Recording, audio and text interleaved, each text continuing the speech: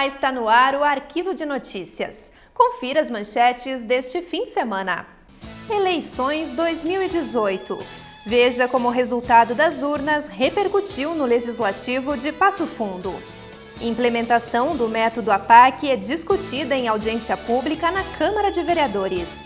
E ainda, Parlamento Municipal concede título de vereador emérito a Enio Luiz de Oliveira.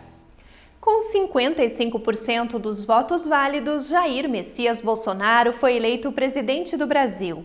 No Rio Grande do Sul, o representante do PSL conquistou 63% da preferência. Mas os gaúchos também foram às urnas para escolher o próximo governador. E com diferença de 7 pontos percentuais, Eduardo Leite vai comandar o estado. Esse resultado, é claro, repercutiu no Legislativo Municipal. Um dos maiores defensores do presidente eleito era Renato Tchequer. Com vídeos nas redes sociais e discursos entusiasmados, mais uma vez ele ocupou a tribuna para enaltecer a sua escolha. De acordo com o parlamentar, o resultado das urnas mostra que os brasileiros apostam na mudança e querem acabar com a corrupção. Eu estou com 45 anos de idade e eu não tenho como dizer que o presidente tal foi um exemplo. Tudo sem vergonha, tudo corrupto. Todos roubaram o dinheiro do povo. Hoje falta dinheiro para tudo, principalmente para a nossa saúde, que a população tanto quer, pelo menos uma saúde do bom. O que eu quero dizer é o seguinte, que estamos vivendo uma nova era. O povo deu o recado para esses bandidos ladrão nas urnas, que não cabe mais. Nós não precisamos mais de mídia para se eleger. Televisão não elege mais ninguém, nós temos o WhatsApp, nós temos o Facebook, foi o que aconteceu com o Bolsonaro. Hoje nós estamos comemorando, o Rio Grande do Sul votou 63% em Bolsonaro, a cidade de Passo Fundo, onde esse vereador fez a moção repudiando o bandido do Lula entrar naquele momento, nós fizemos 67% dos votos. Então isso aqui me deixa eu orgulhoso de ser político dessa cidade. O povo entendeu a mensagem e vamos acreditar nessa nova esperança que o Bolsonaro vai mudar, e eu acredito que vai mudar e mudar bastante. Não se aliou com bandido nenhum, com partido nenhum, não prometeu cargo para ninguém, só aí já a gente sabe que ele vai fazer uma grande reciclagem, uma política nova, política do bem. O que é política do bem? Não é ver que partido é o sujeito, o que partido foi, o que partido vai ser. Política do bem é acreditar em político que não roube, político que é comprometido com o povo, indiferente de partido. Roberto Gabriel Tozon revelou que o eleito não era o seu candidato, mas diante da situação atual não havia outra escolha. O parlamentar acredita que o Brasil tem muito a melhorar e espera que Jair Bolsonaro cumpra suas promessas. Talvez em outro cenário eu teria outro candidato, né? Que não o Jair Bolsonaro, nunca foi a minha primeira opção. Mas se tornou a minha única opção frente ao cenário que a gente vive e a questões ideológicas que eu acredito. Acho que o Brasil vai ter muito a melhorar, principalmente nas questões de políticas econômicas, mais liberais, fugindo daquela social-democracia muito protecionista, com falta de investimento em desenvolvimento de tecnologia e pesquisa, que é o que a gente precisa para realmente proteger a nossa indústria nacional, o nosso comércio. A única saída é você investir, né, para não ficar parado no tempo. Temos um exemplo do que aconteceu nos Estados Unidos com o Donald Trump, que era o alvo do establishment americano e que os resultados estão sendo apresentados agora nesses últimos 12 meses, aí, 18 meses, acredito, da eleição dele. Espero que o Brasil siga o mesmo caminho com o Jair Bolsonaro, e se por acaso o presidente não vir a fazer o que prometeu ou não vir a cumprir com as suas palavras, nós não somos apaixonados, eu não sou um apaixonado político, com certeza irei cobrá-lo, como cobrei com Aécio Neves, que não veio a se eleger, mas que foi indiciado por diversos crimes de corrupção e que eu falo que votei e nunca mais vou votar, né? E o condeno por isso. Jamais vou morrer abraçado nas minhas ideias. Já Alex Necker lamentou o resultado das eleições.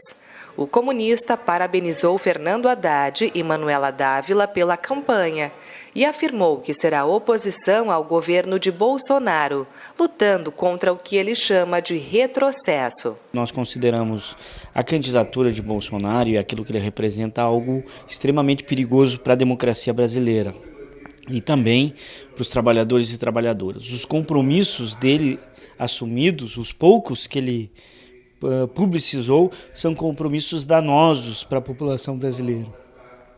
Privatizações, redução de direitos, retirada de direitos dos trabalhadores, manutenção da reforma trabalhista. Agora já se fala em fazer uma reforma da Previdência muito pior do que essa que está atualmente no Congresso Nacional, mas é óbvio que nós precisamos reconhecer que a vitória aconteceu, a maioria da população brasileira que compareceu às urnas e efetivamente fez o seu voto, depositou o voto no candidato que ganhou. Nós temos que respeitar esse resultado, mas eu, desde já, digo que sigo na luta pela manutenção dos direitos do povo brasileiro.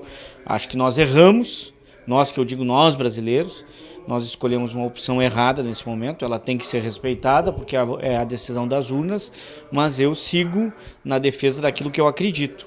Trazendo para a esfera estadual, Matheus Vesp comemorou a vitória de Eduardo Leite.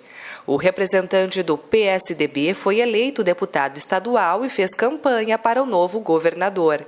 Ele acredita que Sartori assumiu o Rio Grande do Sul há 4 anos sem um projeto concreto, o que agora diferencia o seu candidato. É uma vitória de todos os gaúchos, uma vitória da esperança, uma vitória da renovação, uma vitória daqueles que compreenderam que o Estado precisa de uma mudança, de uma nova experiência política, de uma nova plataforma econômica, e que precisa de um novo gás, diríamos assim, porque muito embora o governador Sartori tenha cometido muitos acertos, nós sabemos que ele deixou de cometer tantos outros acertos que poderia ter feito, caso tivesse um pouco mais de ímpeto, um pouco mais de desempenho, e talvez isso se dê também, não é uma crítica ao governador na sua pessoa, é uma excelente pessoa, mas se dê pela falta de consistência de um projeto de governo do próprio MDB, porque afinal ganharam a eleição em 2014 quase que assim, diríamos, de surpresa, que a candidata Ana Amélia Lemos nos últimos dias foi perdendo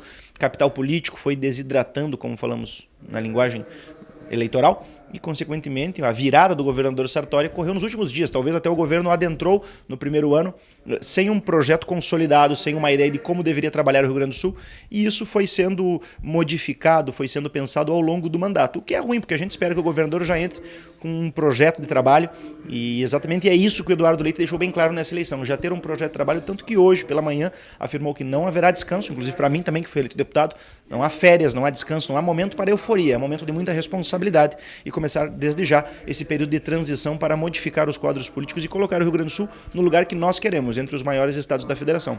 Representante do partido derrotado nas urnas, Paulo Necli fez questão de comentar a trajetória de José Ivo Sartori.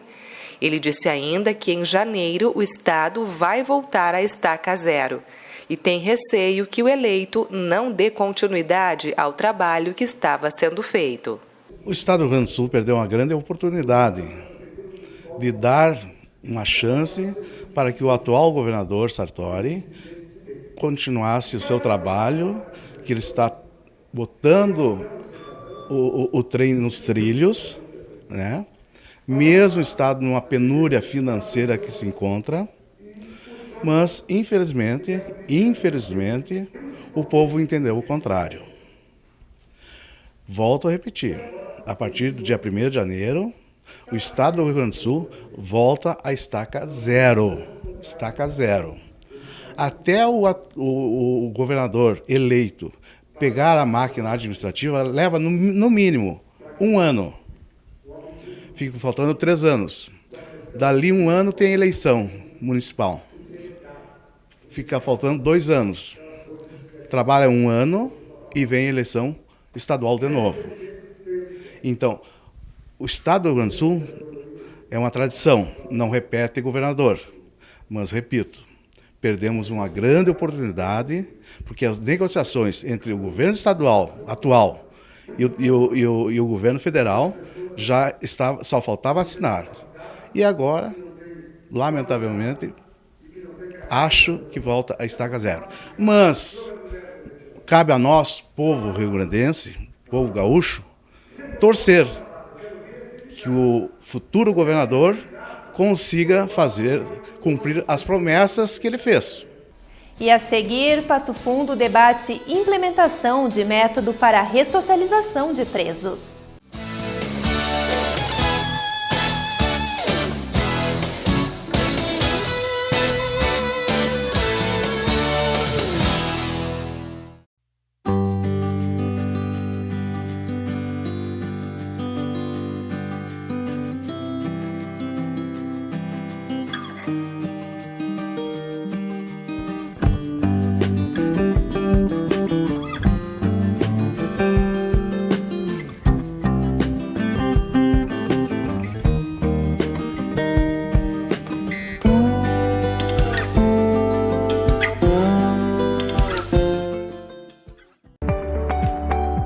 Dizem que os olhos são a janela da alma, então que tal aprender a cuidar da nossa visão?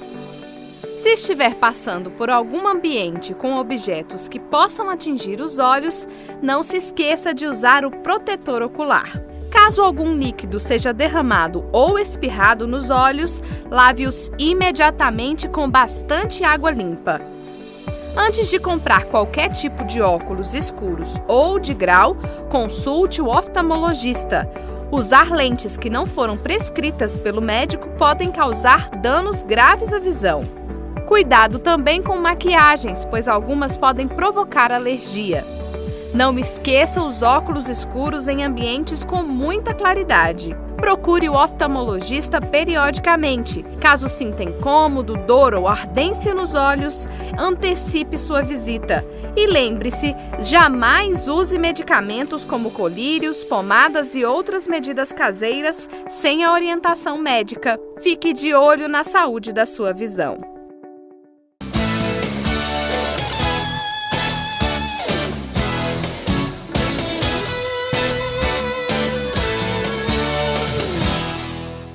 Cerca de 70% dos brasileiros que cumprem penas nos presídios, ao terem a liberdade concedida, voltaram a cometer crimes. Esse índice mostra que o sistema convencional não vence a violência e que o Estado precisa trabalhar alternativas para ampliar a ressocialização e, consequentemente, a defesa de todos. Por isso, a Câmara de Vereadores sediou uma audiência pública para tratar da implementação do método APAC em Passo Fundo. Saiba mais na reportagem. APAC significa Associação de Proteção e Assistência aos Condenados. A ideia é recuperar pessoas com penas privativas de liberdade e reintegrá-las ao convívio social, de forma humanizada e com autodisciplina. Ela foi criada em São Paulo na década de 70 através de um grupo de voluntários. E hoje, 7 estados utilizam o sistema. No Rio Grande do Sul, a primeira unidade deve ser inaugurada na capital. Nós estamos, então, costurando, né, via convênios que já estão firmados, né, com o Estado do Rio Grande do Sul, com o Poder Judiciário e o Ministério Público. Esses convênios já foram firmados e agora nós devemos colocar a primeira unidade em funcionamento em Porto Alegre no mês de dezembro desse ano. O prédio está sendo construído lá, está sendo reformado, adaptado para isso. Nós agora vamos, dentro da cronologia da implantação, nós vamos levar 2 presos lá de Porto Alegre para a APAC de Barracão, no estado do Paraná. Eles vão ficar um mês lá fazendo treinamento. E quando eles retornarem para Porto Alegre, nós vamos então abrir ali a primeira unidade, né? Em 3 passos, a iniciativa já está adiantada. Um grupo de trabalho foi formado e prioriza o trabalho de conscientização nas escolas para evitar o crime. Rudinei é o responsável da APAC na cidade vizinha. Estavam descendo crianças no rio. E eles tiraram a primeira, tiraram a segunda. E daqui a pouco alguém disse, não basta tirar as crianças do rio, nós temos que ver quem as está jogando. E essa é a pergunta que a APAC faz hoje.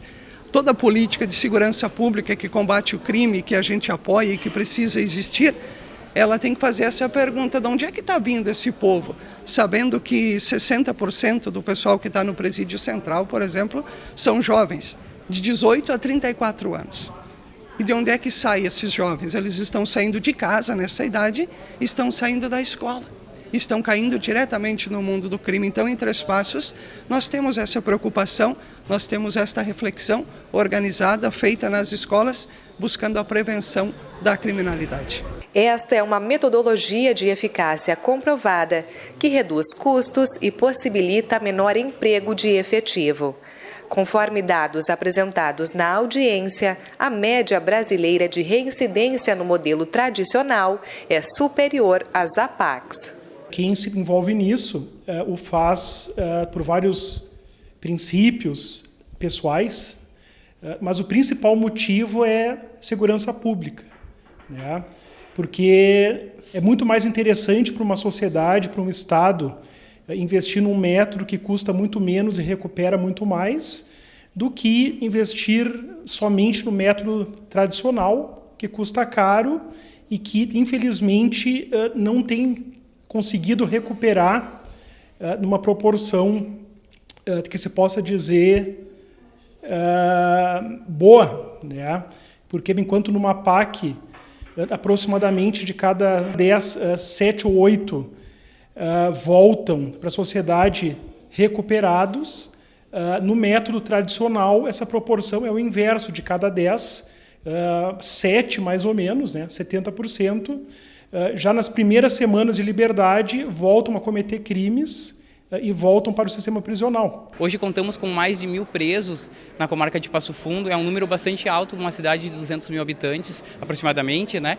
E faz com que a gente tenha um pingo de esperança agora de que o modelo APAC ele é totalmente diferente, ele tem uma autodisciplina, ele faz com que aquela pessoa que acaba entrando nesse modelo de cumprimento de pena, ele mesmo começa a perceber as vantagens que tem no quesito de organizar sua vida, organizar sua rotina, e tanto que muitos dizem que o local que o preso menos fica num modelo APAC é dentro da própria cela. Ele está envolvido diariamente com atividades. Para a gente ter uma ideia, a vida de um apenado na APAC começa às 6 da manhã. E ele tem, inclusive, a disciplina e o dever de arrumar a sua própria cama dentro do modelo já metodológico, né, que prevê o modelo APAC.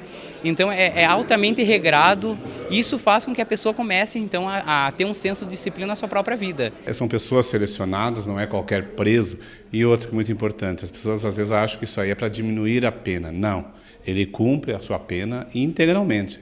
Então, se apenas ele sai um depósito de presos que existe hoje nos presídios tradicionais e vai para um projeto onde ele envolve a família, importantíssimo, a espiritualidade, o trabalho. Então, ou seja, das 5, 6 horas da manhã até as 10 da noite, essas pessoas estão ocupadas e progredindo. E por que é uma das melhores coisas? Eles não fogem disso, porque se eles fugirem, eles retornam ao sistema prisional antigo. E isso eles não querem. Mas, afinal de contas, o que precisa para a implementação de uma APAC em nossa cidade? O procurador também trouxe estas informações. Uma associação constituída, bom, aí tem que se buscar um imóvel, né, que pode ser um imóvel que já exista, ou do município, ou do estado, né, para adaptar, né, treinar voluntários, fazer algumas contratações que são custeadas com dinheiro que o estado repassa para a associação, como está acontecendo lá em Porto Alegre, e aí colocar em funcionamento, né? Essa metodologia ela está muito bem programada, né? Uma ordem cronológica muito ajustada, né? Tem ali tudo que a gente precisa fazer. O presidente do Conselho da Comunidade do Sistema Penitenciário acredita na recuperação daqueles que cometem crimes. Para ele, todo homem é maior que o seu erro. Já fazem mais de 8 anos que eu estou lá trabalhando, enfim, tentando fazer algumas iniciativas junto com o grupo do Conselho da Comunidade. E se a gente não acredita nisso, a gente não tem mais por que ir lá. Sabemos que é totalmente assim complicado fazer qualquer tipo de abordagem ou implementação de alguns projetos, mas que se não forem tentados, acaba que a gente não... É melhor pecar por tentar do que pecar por não ter feito nada. E na questão de que assim, a gente está num tempo que está muito desacreditado o próprio ser humano, né? E eu tenho uma frase muito bonita do Papa Francisco que ele diz assim: não há santo sem passado, né, e nem pecador sem futuro. Então, se a gente acredita nisso, a gente acredita na essência do ser humano. Ninguém é totalmente mal, ninguém é totalmente ruim. Todos nós temos esses dois, como alguns dizem, né, lobos internos. A gente precisa cultivar esses lobos. Qual ganha? O mal ou o bom? Aquele que eu cultivo. Eu só consigo cultivar alguma coisa se alguém me ensina ou alguém me ajuda ou junto com o outro. Sozinho, muitas vezes a gente não aprende nada. Cada preso que sai do crime é um preso a menos que vai me assaltar na rua, né? Então essa é a ideia. Mesmo que a pessoa tenha as suas ideias sobre esse tema carcerário, que é sempre muito complicado, é importante que ela entenda que recuperar alguém ou oportunizar a recuperação é tirar um revólver da rua, né? Defendida por diferentes setores ligados à segurança pública como uma forma de provocar mudanças no sistema prisional, a APAC conta com o encorajamento de várias instituições para ganhar terreno no Rio Grande do Sul. Em Passo Fundo, a Câmara de Vereadores também está envolvida. Debatemos ano passado, na Frente de Segurança, a questão da construção do presídio, né? Então agora a Câmara de Vereadores, através da Frente Parlamentar e da Comissão de Cidadania e Cultura e Direitos Humanos, promove essa audiência pública para viabilizar esse projeto do Ministério Público, que vai coordenar através da SUSEP também, através da Justiça Federal, através das entidades ligadas aos apenados. E a Câmara de Vereadores é esse parceiro que vai proporcionar essa audiência pública e dar esse pontapé inicial nesse projeto. E depois do intervalo, você acompanha um resumo da homenagem prestada ao novo vereador emérito de Passo Fundo.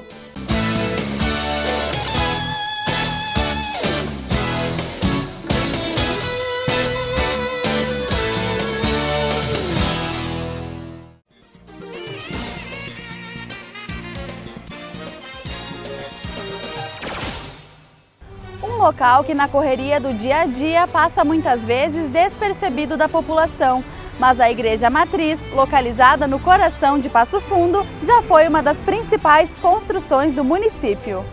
Construída na época no alto de um morro, hoje a edificação está em frente à Praça Tamandaré. Ela foi a primeira igreja erguida na cidade, com sua pedra fundamental colocada em meados de 1890. Já a inauguração aconteceu entre 1907 e 1908, sob invocação de Nossa Senhora da Conceição, escolhida também para ser a padroeira do município.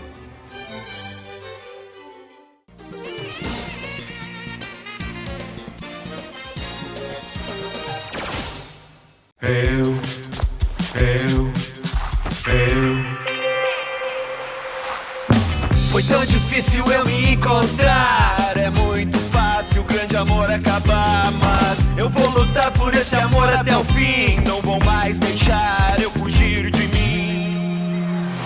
Eu me amo. Quem se ama, escolhe viver. Se escolher beber, escolha não dirigir. Balada segura. Detran RS. Governo do Estado. Todos pelo Rio Grande.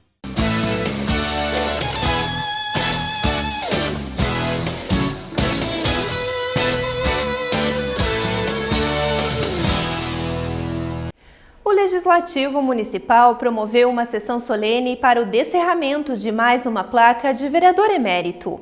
O homenageado foi Enio Luiz de Oliveira.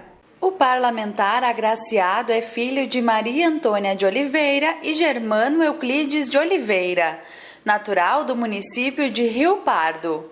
Na juventude, mudou-se para Passo Fundo, onde fixou residência. Enio, que hoje é empresário na área do trânsito, integrou a 12ª e a 13ª legislaturas. Ele lembra como foi o período e agradece o reconhecimento. Isso é fruto do nosso trabalho, é um reconhecimento. Nós ser contemplado com essa honraria é muito importante para nós deixar esse legado, que todas as pessoas hoje precisam deixar hoje um legado. E eu hoje tenho confiança, tenho reconhecimento que eu ajudei a construir a história de Passo Fundo, os 161 anos de Passo Fundo, então para mim foi muito bom. Fiquei 8 anos aqui, fui 6 anos presidente da Comissão de Obras Públicas e Nomenclatura de Rua, 2 anos presidente do cooperativismo, fizemos um grande trabalho. 2 anos eu participei da Comissão de Orçamento e Tomada de Conta, fui relator das maiores comissões parlamentar de inquérito, a CPI, das construções das casas populares. Então nós tivemos um trabalho assim bem árduo, bem acalorado aqui, e marcamos. Então, para nós temos essa homenagem hoje aqui, é muito importante, que vai deixar esse reconhecimento para a Janaína, que é minha filha, para os meus netos, Gabriel e Lucas, e para todos os funcionários da casa, toda a comunidade. Então é de fundamental importância, porque a gente, quando é sabatinado, a primeira vez, há 22 anos, eu fui sabatinado e me elegi com 1.055 votos, concorri à reeleição. A reeleição, Cláudia, é uma afirmação do teu trabalho. Fui agraciado com 1.138 há 18 anos atrás, então isso é muito gratificante. Então essa homenagem hoje estou sendo contemplado pelo trabalho que eu prestei na comunidade. Depois de agradecer parlamentares, funcionários e assessores que trabalharam com ele, Enio comparou o perfil do vereador atual com o seu período. Tinha muito embate, muitas CPI, muitas comissões parlamentares. Então os nossos prefeitos não tinham trégua, nós não davam refrescos, o embate era bem acalorado. Hoje, o momento é outro, hoje as coisas estão mais tranquilas, então as pessoas até nos cobram bastante. Mas o tempo de vocês tinha muito embate, muita discussão, e hoje não tem mais. Então eu até fiz alguns comentários, nem vou repetir agora, né? Porque são momentos diferentes, né? São outros momentos, outros tem mais agremiações partidárias, né? Mas no nosso tempo, sim, marcou, mas cada um tinha seu estilo, o meu estilo era e hoje também continua assim. Eu sou linha de frente, né? Sou polêmico, sou combativo, sou coerente nas minhas ações, né? E eu, quando era relator, eu entrava e tinha uma coerência aí de início ao fim, não interessava se o nosso partido era da situação, era de oposição, nós tínhamos um compromisso, era com nossos eleitores, com a nossa comunidade. Então eu trabalhava e tinha esse lema, trabalhar firme e forte, né? E então eu tenho essa consciência que eu fui agraciado nas urnas e não desonrei o voto. Isso que é importante. Entrei e saí com as mãos limpas e o coração puro. A solenidade foi concretizada com o descerramento da placa. Agora, Enio Luiz de Oliveira compõe a galeria de vereadores eméritos. Por isso, ele deixa uma mensagem para os atuais edis. Se eu pudesse dar um conselho, eu aconselharia a todos os parlamentares ser coerente e trabalhar para o bem comum, o bem maior. E a solenidade foi indicada pelo vereador Matheus Vespe. Ele destaca os motivos de sublinhar o trabalho feito por Enio no período como parlamentar. As honrarias que a Câmara concede têm por intuito prestigiar as pessoas que tiveram uma grande atuação política na cidade de Passo Fundo, dentre as quais, com toda a certeza, uma delas foi o ex-vereador Enio Luiz de Oliveira, que dos anos de 96 a 2004 atuou no Parlamento passufundense com muita coragem, com muita posição, um mandato muito aguerrido, dizendo as verdades que o povo precisava que fossem ditas naquele momento.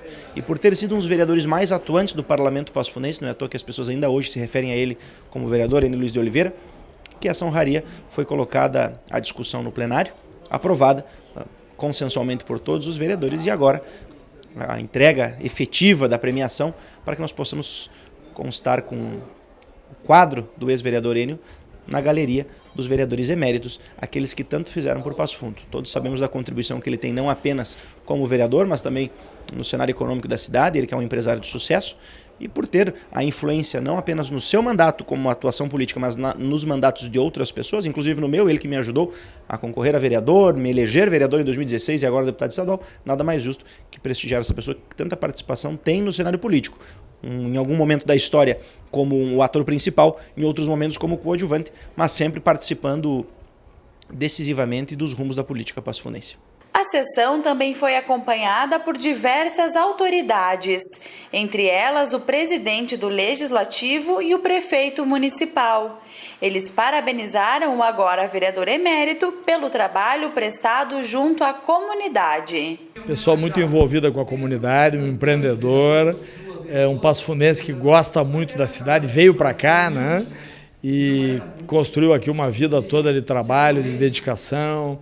doação comunitária, participação na vida da cidade. Então eu acho uma homenagem muito merecida para uma pessoa que no exercício da atividade política sempre foi muito polêmica, mas que sempre foi muito leal aos seus amigos e aquelas causas que ele defendeu.